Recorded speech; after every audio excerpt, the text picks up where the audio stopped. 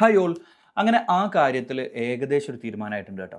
അതായത് നമ്മുടെ ഫിസിയോതെറാപ്പിസ്റ്റുകളും ഒക്കുപേഷണൽ തെറാപ്പിസ്റ്റുകളും +2 ശേഷം BPT, BOT കോഴ്സൊക്കെ പഠിച്ച ആളുകളുണ്ടല്ലോ, അവർ പേരിൻ്റെ നേരെ ഡോക്ടർ എന്ന് ചേർക്കരുത്, അത് നിയമവിരുദ്ധമാണ്, അതിൽ നിന്ന് ബന്ധപ്പെട്ട അതോറിറ്റികൾ അവരെ തടയണമെന്ന് ഇന്ന് നമ്മുടെ കേരള ഹൈക്കോടതി ഒരു ഇടക്കാല ഉത്തരവിൽ പറഞ്ഞിട്ടുണ്ട്.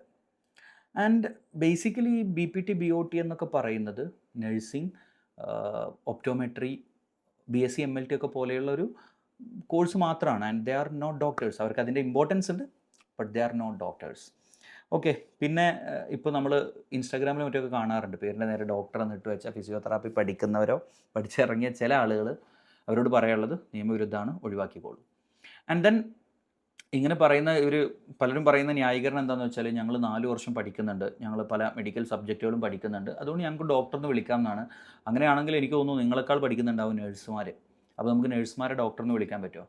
ആൻഡ് ഫിസിയോതെറാപ്പിസ്റ്റ് എന്ന് പറഞ്ഞാൽ ഫിസിയാട്രിസ്റ്റിൻ്റെ കീഴിൽ വർക്ക് ചെയ്യേണ്ട ആൾക്കാരാണ്. ഫിസിയാട്രിസ്റ്റ് എന്ന് കേട്ടിട്ടുണ്ടോ നിങ്ങൾ? അവരാണ് ഇതിൻ്റെ ഡോക്ടേഴ്സ്. അവർ 5.5 വർഷത്തെ MBBS ശേഷം 3 വർഷം നമ്മൾ മെഡിസിൻ, സർജറി, പീഡിയാട്രിക്സ് എന്നൊക്കെ പറഞ്ഞ പോലെ 3 വർഷം ഫിസിക്കൽ മെഡിസിൻ ആൻഡ് റീഹാബിലിറ്റേഷൻ എന്ന് പറയുന്ന പോസ്റ്റ് ഗ്രാജുവേഷൻ എടുത്തിറങ്ങുന്ന ഡോക്ടേഴ്സാണ്.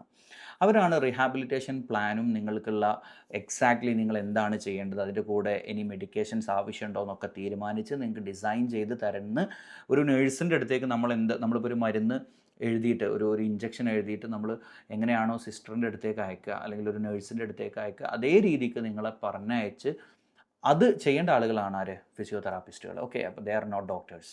അപ്പോൾ ആ കാര്യമാണ് പറയാനുള്ളത്. അതിൻ്റെ കൂടെ തന്നെ ഒരു കാര്യം പറയാം. ഈ സാധനം ഉണ്ടല്ലോ, സ്റ്റെതസ്കോപ്പ്, ഇത് അങ്ങാടിയിൽ പോയി കഴിഞ്ഞാൽ എനിക്ക് തോന്നുന്നു 500 രൂപയിൽ താഴെ മുതൽ കിട്ടാനുണ്ട്. അതിന് ഡോക്ടർ ആവണമെന്നൊന്നുമില്ല, ആര് പോയാലും വാങ്ങിക്കാൻ കിട്ടും. ഇത് 500 അല്ല കേട്ടോ, ഇതൊരു ഞാൻ വാങ്ങുന്ന സമയത്ത് ഒരു 18,000 രൂപയോളം വിലയുള്ള സാധനമാണ്. വാട്ടെവർ. അപ്പോൾ ഇത് കഴുത്തിലിട്ട് വീഡിയോ ചെയ്യുന്ന കുറേ ആൾക്കാരുണ്ട് ഇൻസ്റ്റാഗ്രാമിൽ, യൂട്യൂബ് ഡോക്ടേഴ്സ്.